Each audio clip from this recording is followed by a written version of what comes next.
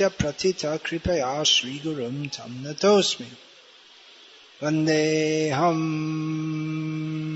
Shri Guru Shiyatafar Kamalam Shri Gurun Vaishnavangscha Shri Rupam Sagrajatam Sagana Raghunatam Vitam Tam Sajivam Sadvaitam Savadhutam Parijana Sahitam Krishna Chaitanya Devam Shri Radha Krishna Padan Sahagana Lalita Shri Vishakhan Vitamscha Hare Krishna Krishna Krishna Hare Hare Hare Rama Rama Rama Hare Hare.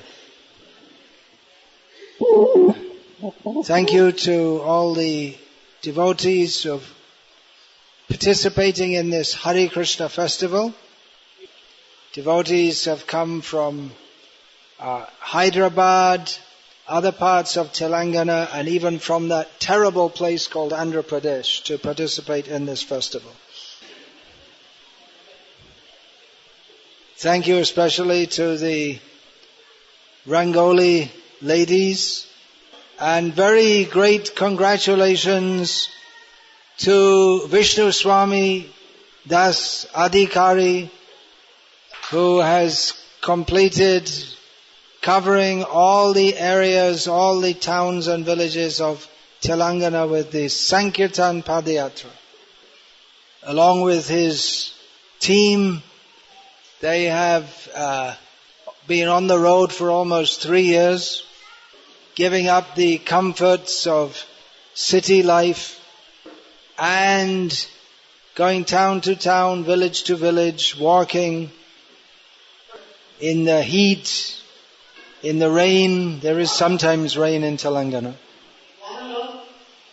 Sometimes there's rain in Telangana, you might have noticed. And cold also, sometimes it's cold. So he keeps on going to bring the message of Sri Krishna Chaitanya Mahaprabhu to the people of this land. This Krishna consciousness movement is an educational movement. Shiksha.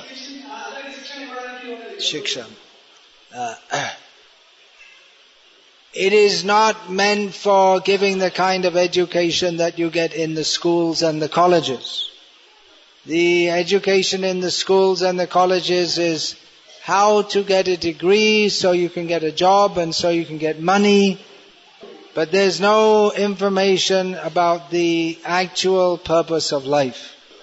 So this education begins with real education begins with understanding that life in this material world is full of various miseries. This is not taught in the schools and colleges, nor is it taught on the TV or in the cinema. On the TV you'll see all pretty young girls dancing around, but there's no information that these pretty young girls will, after a pretty short time, become unpretty old women and then they'll die. And actually for the sinful activity of showing their body to incite people's sexual desires, they will have to take birth in a lower species of life. So there is no such education in the schools and colleges or the TV or the newspapers. The parents don't teach it. People are born in ignorance and they die in ignorance. So this Krishna consciousness movement is meant for giving spiritual knowledge based on Bhagavad Gita. Now generally people think, well, Bhagavad Gita is some Hindu belief. But Bhagavad Gita, it's spoken by Krishna, points out Janma Mrityu Jara Vyadhi Dukkha. This material world is full of the misery of repeated birth and death with disease and old age. This is not belief, this is a fact. People, they may have heard this, but they don't take it very seriously. Yeah, you can do from the side, it's better.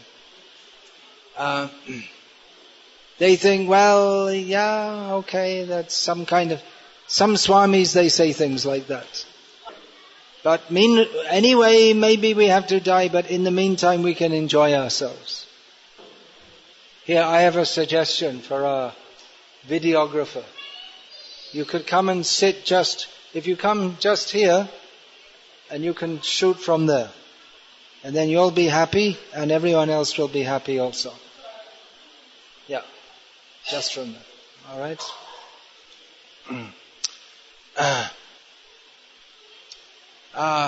But this knowledge is the most important knowledge.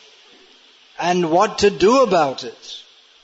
What should we do to get free from this suffering of repeated birth and death? The answer is that we should revive our dormant love of Krishna. And that is possible by it's in this Kali Yuga especially, that is possible by chanting the names of Krishna. That's why there is the Sankirtan Padayatra. Generally in India, when there are Padayatras nowadays, organized Padayatras, that's mostly political Padayatras. A few days ago I was in Tirupati, and in the streets there were, just like we had people, just like now we had people chanting, singing with drums and a sound system. So we saw that in the streets of Tirupati also. And they were singing something in Telugu. As you can understand, I don't understand Telugu. But in between, every now and then I'd hear Andhra Pradesh, lulu, something like that. So it was some political bhajans for getting Andhra Pradesh recognized as a special state status, something like that. Just as until recently there was a movement going on in Telangana, Jai Telangana. So now there's a movement going on in Andhra Pradesh. Town to town, village to village, doing bhajans, Andhra Pradesh, Andhra Pradesh. And previously here it was Telangana. And this is all foolishness. Because human life is not meant for making some political adjustments. To have bhajans is very good, but we should be praising Krishna, not Telangana. By praising Telangana, we may get birth in Telangana again. Maybe as a frog or a dog, not necessarily as a human being. But by praising Krishna, we go to Krishna. By taking birth in this material world, we have to suffer again and again. By going to Krishna, we enjoy spiritual bliss with Krishna eternally. Now, people are simply wasting their valuable human form of life. Even if they try to become religious, then they get misled. So this Krishna consciousness movement is giving genuine spiritual knowledge and genuine spiritual practice. Genuine spiritual knowledge means it's based on Vedas, eternal knowledge. The essence of all the Vedas is spoken by Lord Sri Krishna, that is Bhagavad Gita. So we don't just make something up. We don't just say, I had a dream and then I realized I was God. We don't speak any such nonsense. This Krishna consciousness movement is based on the principles of spiritual knowledge which have been taught by self-realized persons since time immemorial, based on Shastra. And we're giving the genuine practice also. That if we want to become spiritually pure, then we have to be very serious in our practice. We have to lead a pure life. That means we can't become spiritually advanced if we're addicted to, for instance, watching television. Our food should be pure. That means that we should take only sattvic foods offered to Krishna and taken as Krishna prasada. And there's no question of such dirty things as alcohol and tobacco. It may seem like a great challenge for people in the modern age, because from the beginning of life, people are subjected to all kinds of wrong habits. But we want to inform everyone that this way of life given by the modern civilization is totally misleading. We should be serious about understanding that we are trapped in the cycle of birth and death. We should take advantage of this rare human birth to get free from the cycle of birth and death. But we're going to have to make a very serious effort. Fortunately, by the grace of Chaitanya Mahaprabhu, that serious effort doesn't mean that we have to take very great difficulties. Chaitanya Mahaprabhu does not ask us to perform very difficult austerities. He simply asks us to chant the holy names of Krishna, to cultivate the knowledge given in Bhagavad Gita and Srimad Bhagavatam, and to lead a pure spiritual life. That may be done as a sannyasi or as a grihastha. It doesn't matter, one can be whatever situation one's in, but one should be very serious about it. Don't be misled. There's so much misleading in the modern society. The influence of Rajoguna is very strong. Rajoguna means that which excites our senses. Vishayendriya samyogam, the joining of these senses with the sense objects. So everywhere there are advertisements. Enjoy this, enjoy that, enjoy something else. Modern society offers, for your eyes, you can see TV and cinema and all kinds of things on the internet. For your ears, you can have some little earplugs and your iPod and go around listening all day to some music. There are all kinds of food you can purchase. Just everywhere, all kinds of food. And the demons, they are encouraging, eat meat, then you'll become very strong. Then you can have plenty of sex. Then you'll go to hell. That they don't tell you. So the modern society is promoting this life of sense gratification. Do not be misled. No one is happy by this life of sense gratification. The actual fact is that people are becoming more and more unhappy. So take to this pure spiritual culture. The essence of the great Indian spiritual culture, for this Kali Yuga, the essence is chanting the holy names of Krishna. Harinam, Jap, Kirtan, and understanding the truth as given in the Shastra. Our spiritual master Srila Prabhupada brought this gift of spiritual knowledge and the chanting of the holy names to the whole world. These books of his have given this knowledge to people all over the world. Previously, outside of India, no one had any idea of the teachings of Gita and Bhagavatam. But now there are so many people all over the world chanting the names of Krishna and dedicating their life to Krishna. So we can have these books introduced. Maybe Narottam, you can do that. That's your specialty. Introducing the books. Is there any question, please?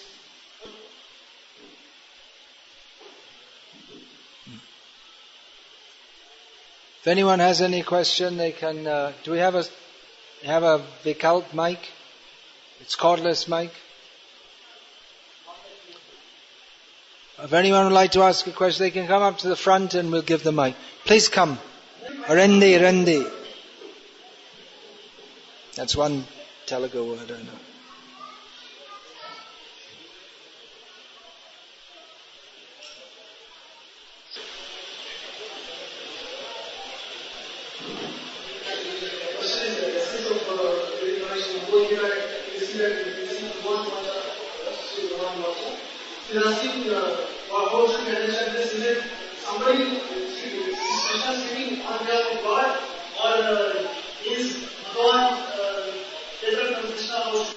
Now, there is a common misconception that Krishna is some kind of symbol of God.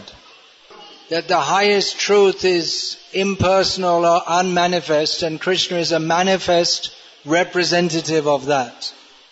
But this idea is not supported by Krishna himself in Bhagavad Gita. In fact, he refutes it. He says, Mataf parataramnanyat kinchidasti nananjaya. He says, there is no truth higher than me. He says, avyaktam vyaktim apanam manyante mama buddhayaha. He says that people who think that I, Krishna the person, vyaktim, are as a manifestation of the avyakta, the unmanifest, avyaktam vyaktim apanam manyante mam, those who think this about me are abuddhayaha, means foolish. So this theory that Krishna is a representative of a truth which is higher than Krishna is propagated by people who are actually envious of Krishna and do not want to accept the actual teachings of Bhagavad Gita.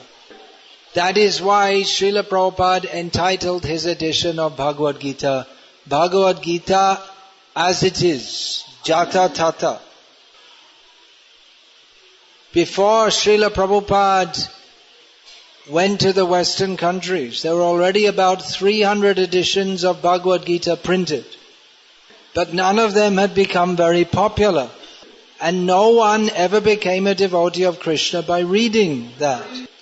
I remember before I read Srila Prabhupada's Bhagavad Gita as it is, I read an edition of Bhagavad Gita in English translation. And I finished reading it and I thought I didn't understand a single word of it. Later I realized I didn't understand a word of it because the translator also didn't understand a word of it. Because mostly the translators, they interpret it according to their own idea. But clearly the message of Bhagavad Gita is, well, let's say it, Manmana bhava mad bhakto madhyaji mang namaskaru. Krishna says, always think of me, become my devotee, worship me, bow down to me. So before Srila Prabhupada went to the Western countries, no one became a devotee of Krishna. After he went to the Western countries with Bhagavad Gita as it is, thousands of people became devotees of Krishna. Because the actual power of the message of Krishna came through. So, another question? Okay, you can come.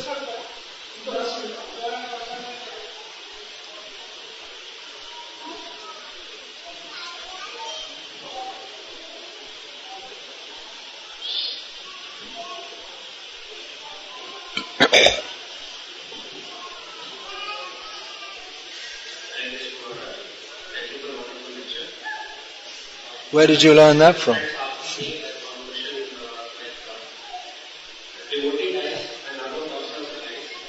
is the guarantee for that? We can say devotee goes to Krishna and other Nandukasi goes to somewhere in Nandukasi. How can we prove that? How can we show that? What's the question?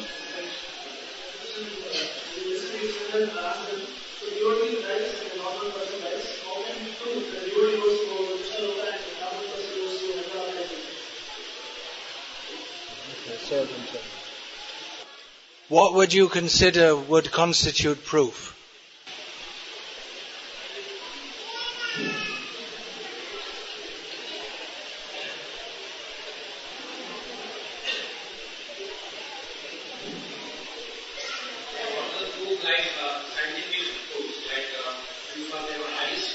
Like what?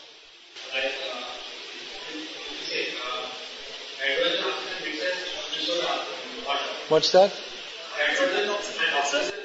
Okay, so what would you consider to be a scientific proof that someone went back to Krishna Loka?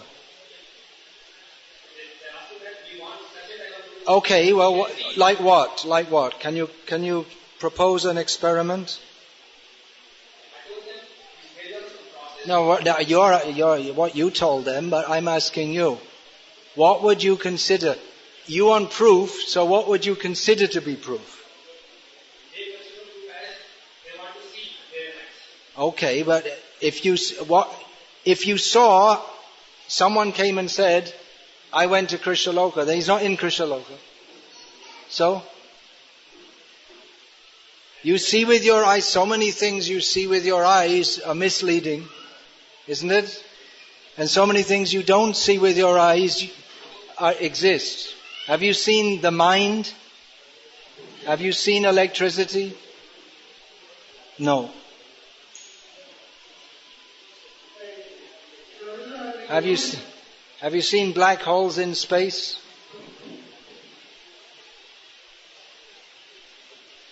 You going to translate all of this?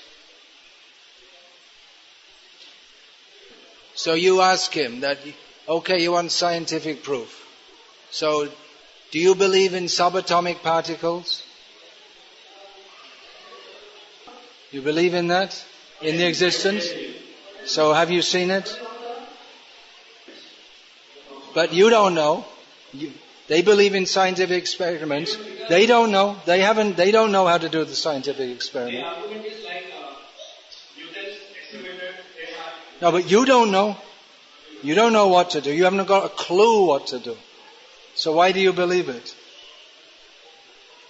Based on other experiments. No, it's not. You don't know what tell me what the experiment is. You just believe what someone tells you. You just have blind faith. Isn't it? You can't even tell me what the experiment is.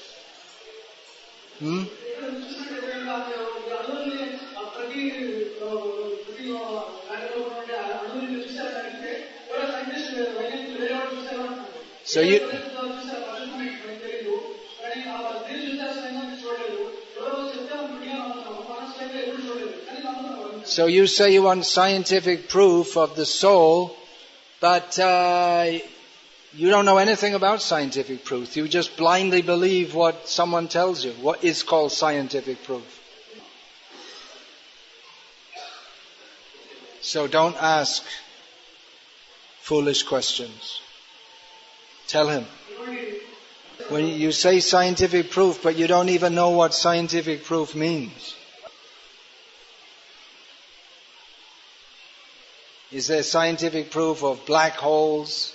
Is there scientific proof of Big Bang theory?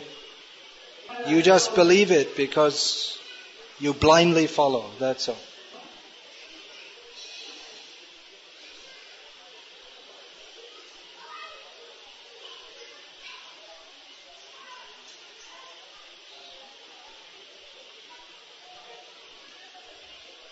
We can give proof, but you have to accept the methodology. You have to study. Just like if you want proof of the existence of subatomic particles, you have to study. You have to follow the methodology, the standard methodology of the particular discipline. So we can give proof, but you have to become a student, even to understand understand the scientific theories behind the existence of subatomic particles. You have to take time. It'll take some years before you can come to that level. So you come and accept the methodology and you can prove it. You can get proof. In the meantime, you're just talking dogmatically. You never even thought about such questions. You just like some kind of machine, you say, oh, there's no scientific proof. You don't know, you don't even know what scientific proof of anything is. Even if you ask him, how can you prove that water is composed of hydrogen and oxygen? They might not even know how to prove that. What is the proof that water is composed of hydrogen and oxygen? Can you tell me? Can you tell me? It's the first thing you learn in chemistry class. Can you tell me? You don't even know that? You burn hydrogen in an atmosphere of oxygen, which is the general atmosphere, and condense the produced gas and you get water. But then how do you prove you started with hydrogen? How do you prove that the gas that you're burning is actually hydrogen? And how do you prove that it's H2O and not H2O2, for instance. So once you start asking, you may think it's a very simple question, prove. But even at the basic level of, even in the most basic science, there are so many built-in assumptions. Which if you start asking questions, then even the Nobel Prize winners, they'll get confused.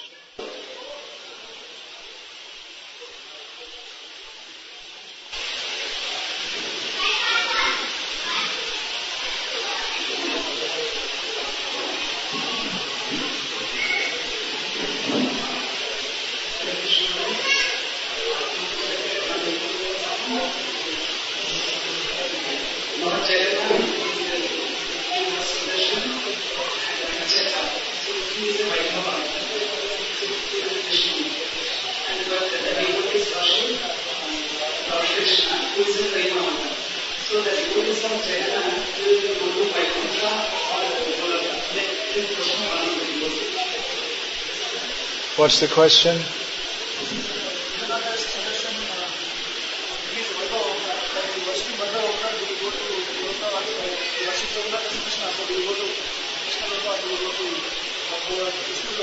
Okay. It's a bit of a high question for a public meeting. Chaitanya Mahaprabhu, when he took darshan of Jagannath, he saw Krishna playing a flute. You can surmise the rest of the answer from that. Okay, we'll finish there now. Announce the books.